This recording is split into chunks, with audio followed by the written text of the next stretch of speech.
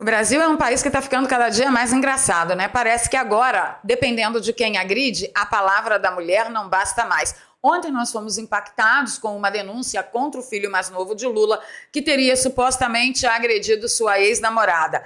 Cotoveladas na barriga, entre outras agressões. Nós vamos falar sobre isso, mas eu quero me deter especialmente na reação tanto das feminazes do sovaco cabeludo quanto da mídia, que diz que a pauta principal e prioritária é a luta contra os agressores machistas que existem nesse mundo, e a reação da bancada feminazi que apoia o atual governo.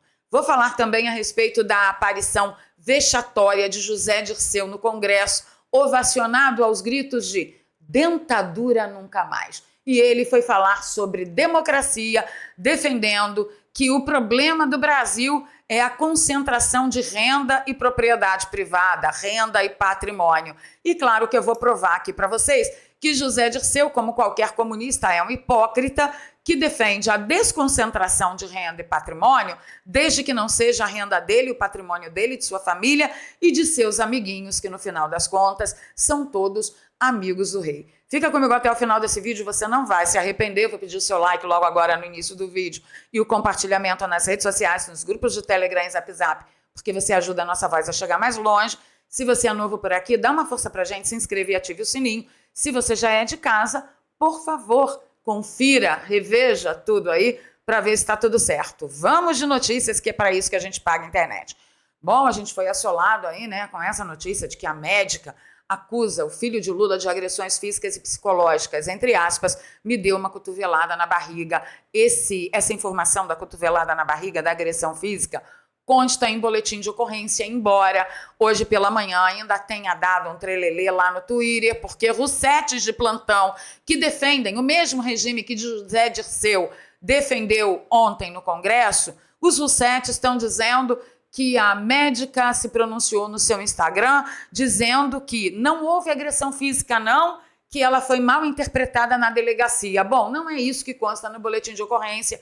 Aqui a gente vai lidar com os fatos do boletim de ocorrência a partir do momento que eu já mencionei a reação dela lá. Então a gente fica assim, olha, no boletim de ocorrência tem isso aqui. Me deu cotovelada na barriga. E ontem, pelo seu Instagram, ela chegou a comentar que ela foi mal interpretada na delegacia e que não houve uma agressão física. Aí o que acontece? Flávio Bolsonaro, ele ficou de olho na Rede Globo para saber se a pauta da luta contra machões agressores de mulheres era realmente prioridade da emissora.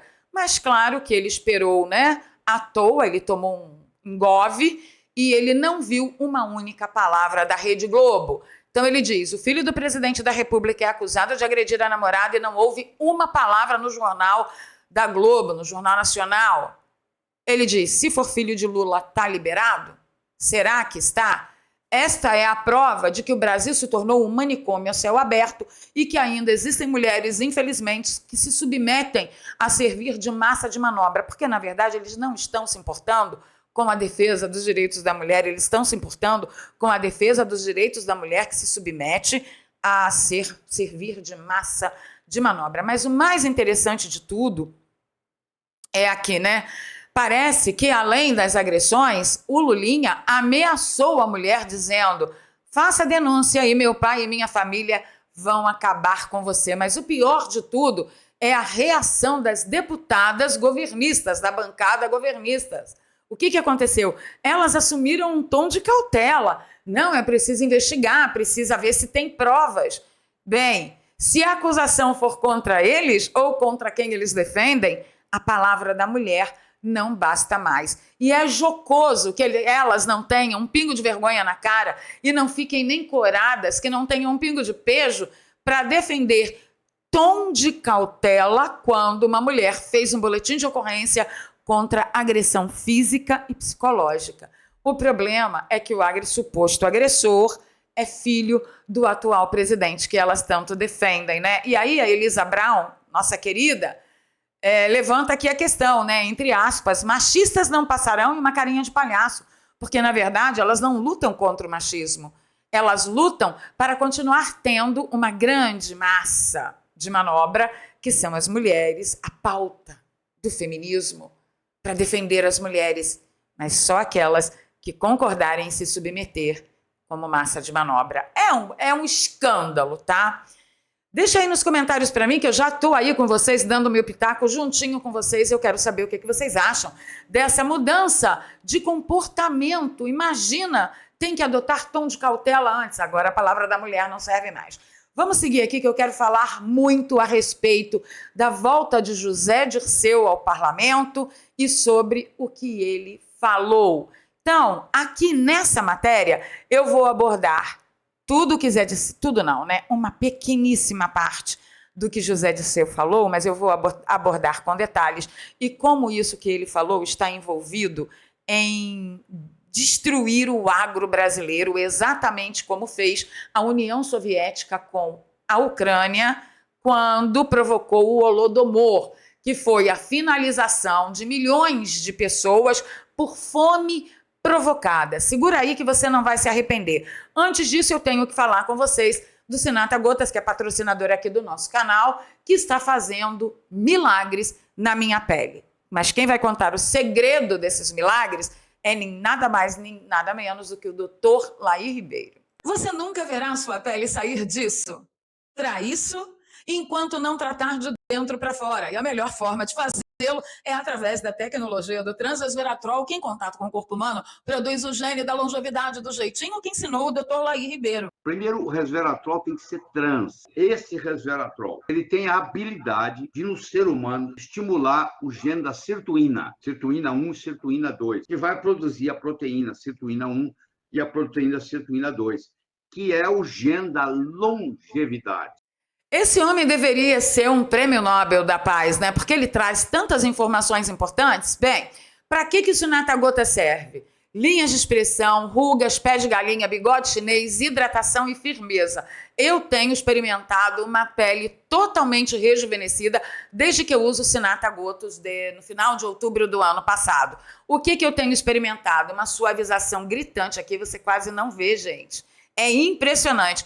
O bigode chinês muito mais suavizado. Eu tenho chamado a atenção para uma ruguinha que eu tinha, né, aqui. Ela ainda existe, mas ela está muito mais atenuada, tá? Antigamente eu fazia assim e ficava aquela, sabe aquela bolinha aqui? Agora, olha, como está suavizado. E a hidratação na minha pele. Como eu não fiz nenhum procedimento estético, mesmo porque dinheiro que é bom mesmo nesse canal nós não have, não fiz nenhum procedimento estético, não fiz nada, absolutamente nada, além de tomar as 12 gotinhas do Sinata de manhã em jejum, espero meia hora para tomar o meu café da manhã, e também as cápsulas de ácido hialurônico antes de dormir. Então, minha pele tem melhorado desse jeito, eu só posso dizer que foi por culpa do Sinata Gotas. Dessa vez a culpa não foi de Bolsonaro, tá? Foi do Sinata Gotas. Então, eu estou muito satisfeita. E o mais interessante disso tudo é o quê? É um produto 100% natural, registrado na Anvisa, que garante a presença do transresveratrol, que é o princípio ativo aí recomendado pelo Dr. Laí Ribeiro. E a gente está com uma promoção muito importante por esses dias, que você ganha um pote de ácido hialurônico também para tratar a sua pele de uma forma potencializada, mas tratar de dentro para fora, tá? O link que eu deixo para você na descrição e no comentário fixado leva você até esse site. Você vai ter todas as informações complementares às áreas que o Sinata Gotas mais atua. Tem aqui outros depoimentos de outras guerreiras como a gente, a opinião médica, aqui ó, o transresveratrol que está na fórmula do Sinata Gotas. E o combo que a gente está sugerindo, sempre sugere aqui, é o combo de 3 meses de tratamento. Por quê? Primeiro que o valor por frasco fica muito menor, fica muito mais econômico. Você já garante a sua promoção do pote de ácido hialurônico de presente e, além disso, ainda garante frete grátis para cada cantinho desse Brasil. Tudo isso por menos de R$30 na parcela. Você pode pagar no cartão de crédito, no Pix, no boleto. Veja aí a sua condição. Minha meta é chegar no final dessa guerra, né, geopolítica, vencedora e, sinceramente, gente, com a melhor pele que eu consegui, porque com a pele toda, com a cara todo dia aqui, na luz de estúdio, maquiada para vocês, olha, não é mole não. E por falar em maquiagem, eu tenho que lembrar vocês que hoje eu uso metade do tempo para me maquiar e metade da maquiagem que eu usava antes. Antes eu usava base, pó, iluminador e tal. Hoje, a única coisa que eu uso é o corretivo, porque, só para vocês saberem, eu tenho uma olheira tão preta que dá até medo. Parece até que o filho do Lula me agrediu nos 2 olhos, tá? Parece que eu levei um bofetão em cada olho. Então, assim, a única coisa que eu passo realmente é o corretivo, rímel e glossinho, para não dizer que não fiz nada, tá? Então, é um ganho maravilhoso, principalmente para mim, que estou aqui, tenho que estar com a cara minimamente apresentável para vocês, tá?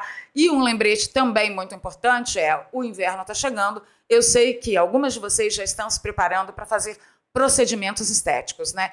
Pensem em potencializar a saúde da sua pele, porque qualquer procedimento estético vai responder muito melhor. Então, faça uso do Sinatra Gotas. O link está na descrição e no comentário fixado. Todo produto que você compra anunciado aqui, você está ajudando a caminhada do canal. Então vamos lá, vamos falar de José Dirceu, que voltou ao Congresso em sessão solene sobre democracia. E aí, essa matéria do G1 diz que ele ficou preso 1 ano e 9 meses por conta da Lava Jato, mas ele também sofreu uma prisão na época da ditadura militar. E por causa dessa ditadura militar que completou 60 anos no último final de semana, foi exatamente por isso, como ex-preso político, que ele voltou ao Congresso. E aí ele fez um pronunciamento, eu vou pedir um pouquinho de paciência para vocês, porque eu quero focar num único ponto para vocês verem a hipocrisia hard de todo comunista. Por que a democracia está em risco? A democracia está em risco porque não se fizeram as reformas estruturais, porque não há uma democracia social. Quando a democracia social deixa de existir, a democracia institucional política corre o risco. Então, nosso papel para consolidar a democracia brasileira é fazer uma revolução social no Brasil. O que significa fazer uma revolução social no Brasil? Significa desconcentrar a renda, a riqueza e a propriedade. Para mim é o que basta. Primeiro, na verdade, o motivo mesmo é a revolução. E sobre democracia em risco, nos últimos tempos nós ouvimos muitos motivos que justificariam dizer que a democracia brasileira está em risco. Como, por exemplo, gabinete do ódio de Bolsonaro coloca a democracia em risco. Criticar as instituições coloca a democracia em risco. Agora a gente já está vendo que criticar servidor público também coloca a democracia em risco. E aí, de tanto falar de democracia em risco, vem o José Dirceu para sedimentar a base em que eles construirão o maior castelo de mentiras que você já ouviu na sua vida, que é, para resolver o problema da democracia em risco, o que nós precisamos fazer? Nós precisamos desconcentrar renda, patrimônio e propriedade privada. Ora, se não foi isso que Lenin e Stalin promoveram através da União Soviética, por exemplo, na Ucrânia, que causou o Holodomor, que causou a finalização de milhões de pessoas por fome provocada. Uau! O José Dirceu, esse grande cara, ex-prisioneiro político, que quer desconcentrar a sua renda, meu amigo, a renda de quem não for amigo dele e da família dele. Porque se for a renda dele mesmo, você pode desconsiderar que não vai acontecer.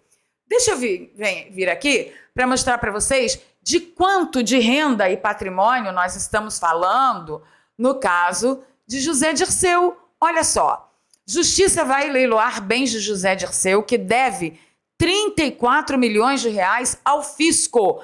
Imóveis que serão vendidos estão avaliados em 2,9 milhões de reais e não cobrem 10% do débito do ex-ministro. O engraçadinho que veio falar em revolução social, de que a renda tem que ser distribuída com mais justiça social no Brasil, ele devia, eu não sei agora, né, essa matéria é antiga, eu vou dar a data para vocês já, mas só ele devia 34 milhões de reais ao fisco. E o que ele fez para dever tudo isso, se o seu patrimônio batia só em 2,9 milhões de reais? Quando eu digo só, é em comparação ao débito ao fisco, tá? Então vamos entender aqui essa bagaça. E aí, essa matéria é de quando, meu senhor? 30 de outubro de 2021, tá? Até final de 2020, a Justiça Federal começou a levantar todos os bens de José Dirceu, que o objetivo era fazer um grande leilão para que o valor arrecadado pudesse cobrir uma parte da dívida do ex-ministro, chefe da Casa Civil do governo Lula, em uma ação fiscal que tramita na 5ª Vara de Justiça Federal em Campinas. Dirceu é acusado pela Procuradoria-Geral da Fazenda Nacional de sonegar 34 milhões de reais em impostos. O ex-ministro foi incluído na lista de grandes devedores da dívida ativa da União. E quando você vê esquerdalha acusando grandes jogadores de futebol de serem grandes devedores da dívida ativa da União, saibam que comunistas também constam da grande lista de grandes devedores de dívida ativa da União. Esse mesmo que falou ontem no Congresso que tem que desconcentrar renda, patrimônio e propriedade privada, desde que não seja dele, né? Vamos seguir aqui que tem mais comentários aqui do G1, de 27 de agosto de 2015. Um laudo da época da Polícia Federal concluiu que a evolução de patrimônio de José Dirceu é incompatível com os seus ganhos. O documento citou à época depósitos sem comprovação da origem do dinheiro. A defesa do ex-ministro disse que todas as receitas foram declaradas à Receita. E foi exatamente por isso que o laudo da PF concluiu que o seu acúmulo de patrimônio, junto com o que foi, comparado com o que foi declarado à Receita, não bate. Mas patrimônio é pesado, tá? Então vamos lá. O laudo do dia 20 de agosto foi protocolado no processo eletrônico da Justiça, referente à 17ª fase da Operação Lava Jato, né? Por meio de nota, deflagrada no dia 3 de agosto, essa etapa, a 17ª fase da Operação Lava Jato, foi batizada de pichuleco, porque, segundo a Polícia Federal, era o termo usado pelo ex-tesoureiro do Partido dos Trabalhadores, João Vacari Neto, preso na fase anterior da operação, quando falava sobre propina. O ex-ministro repetiu o esquema do mensalão, conforme o procurador Carlos Fernando dos Santos Lima. Abro aspas para o procurador, não sou eu falando, STF, é o procurador. Abro aspas. Não é à toa que o ministro do Supremo disse que o DNA é o mesmo. Nós temos o DNA realmente de compra e apoio parlamentar pelo Banco do Brasil, no caso do mensalão, como na Petrobras, no caso do Petrolão, que acabou sendo denunciado e desmantelado na Lava Jato, que só por uma grande coincidência a gente está vendo acontecer tudo de novo nos mesmos formatos, como disse um dia um certo ministro do STF, com o mesmo DNA, meus amigos. Dirceu foi instituidor e beneficiário do esquema da Petrobras, mesmo durante e após o julgamento do mensalão, conforme ainda aspas do procurador, tá bom? Agora, eu descobri aqui, sai daqui propaganda, que outras pesquisas foram feitas e aquela matéria que disse que os imóveis de Dirceu valiam apenas 2,9 milhões de reais, estava enganada. Na verdade, pouco tempo depois, se descobriu que os imóveis de Dirceu valiam 11 milhões de reais. Pergunta para o Dirceu se ele quer desconcentrar esse acúmulo de patrimônio. No dele não pode tocar não, meu amigo, não pode.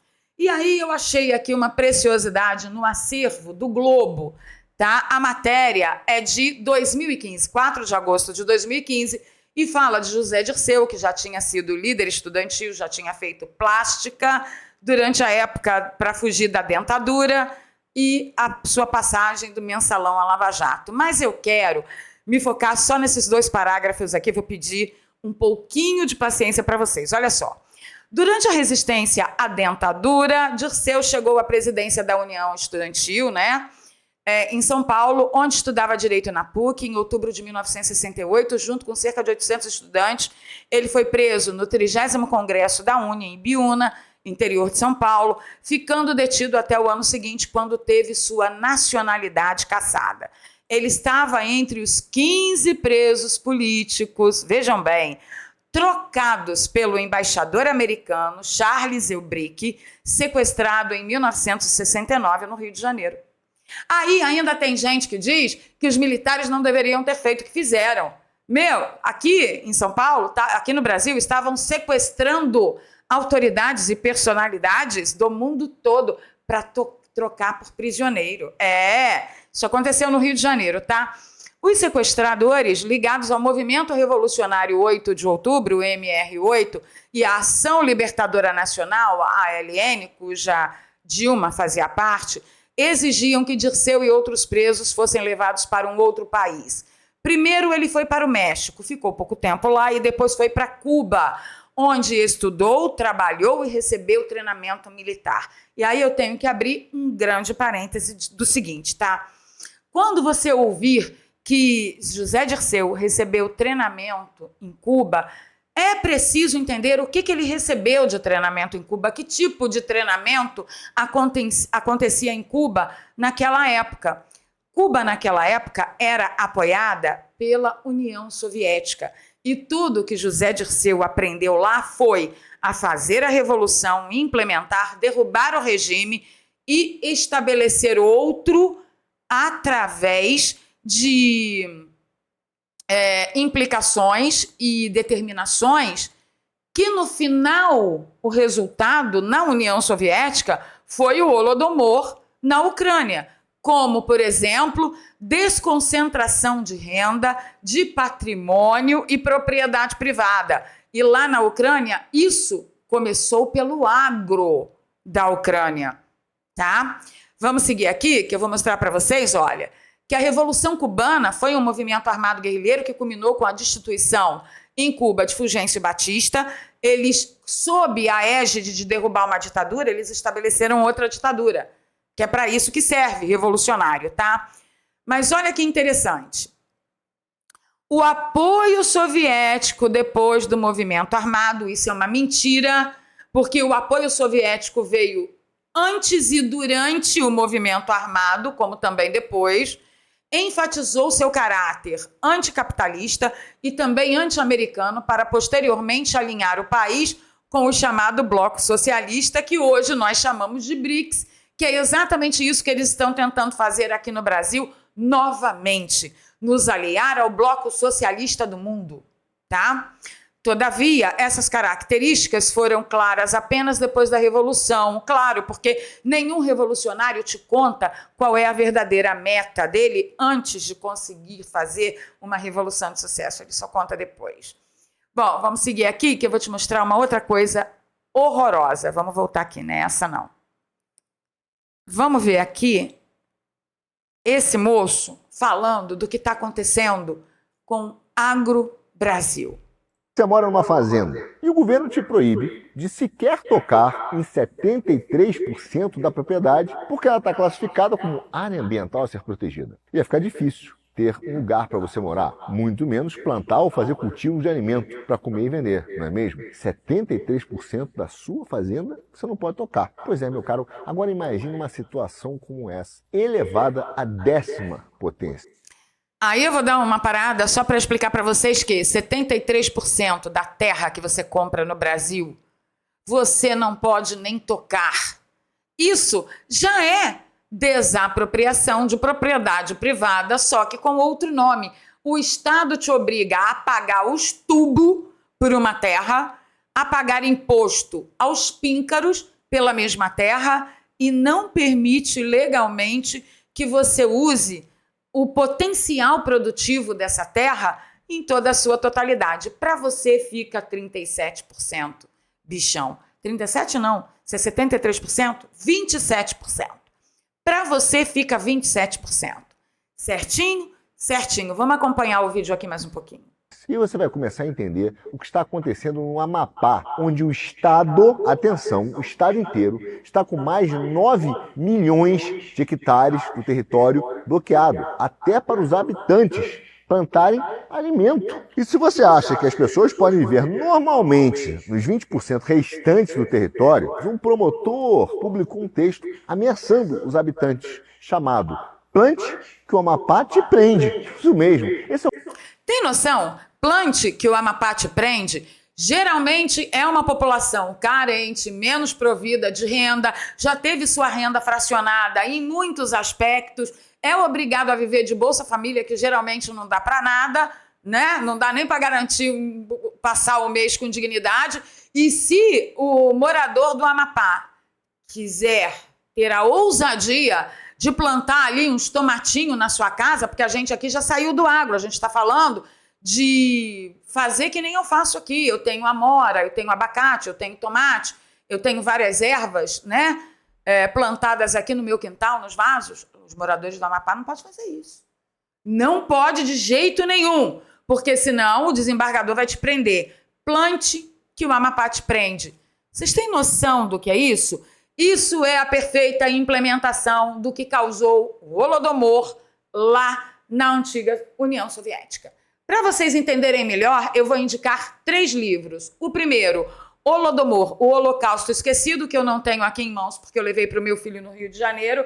Esse aqui, ó, O Diabo na História, de Vladimir Tismanianu. E esse aqui, ó, O Arquipélago Gulag, que chama de Rússia, né? E o arquipélago onde iam os prisioneiros russos e tal, de Alexander Solzhenitsyn.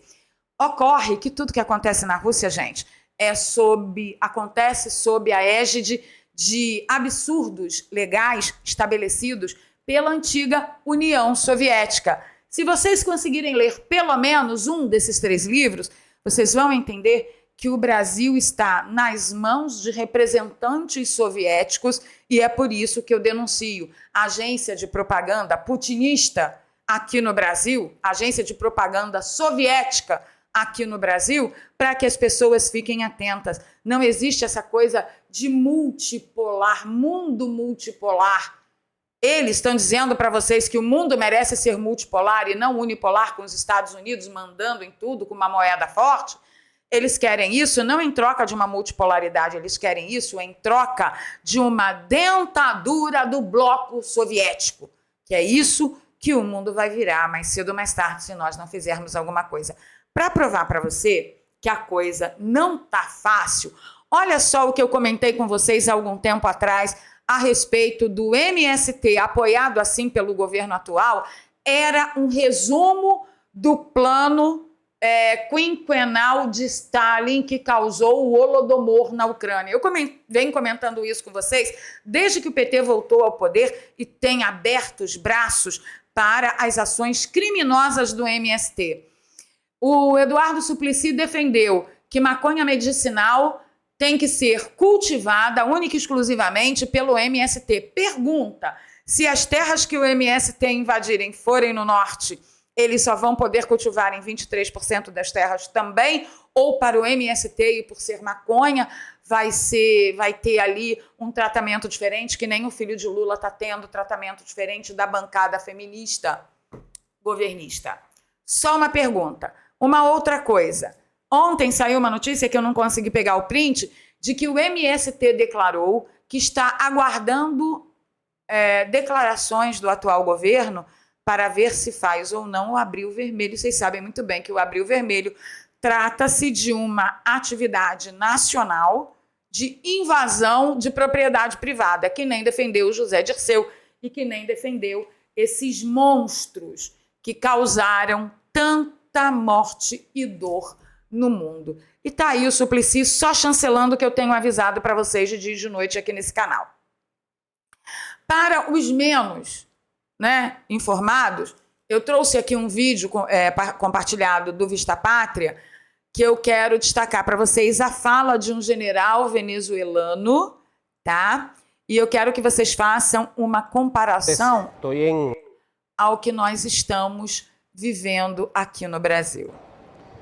Buenas tardes, Tá. Eu vou tirar o áudio para ler a legenda para as nossas amigas com problema de vista. Ele fala: boa tarde, tudo bem? No Palácio Federal Legislativo, venho acompanhando o vice-presidente da República Bolivariana para apresentar um projeto de lei contra fascismo, neofascismo e expressões similares. O que seria isso? Fascismo é exatamente o que o Maduro faz na Venezuela. O projeto de lei atingiria Maduro? Acho que não. E olha que é um general de altíssima comanda, tá? Olha só. Se alguma instituição foi vítima do ódio, e vítima de expressão de ódio também, né? Da sanha, do ultraje, da arrogância, foi precisamente as Forças Armadas. Ele está dizendo, se alguma instituição foi vítima do ódio, da sanha, essa instituição foi as Forças Armadas venezuelanas. Por que será, né? Ela fala, as Forças Armadas Nacionais Bolivarianas.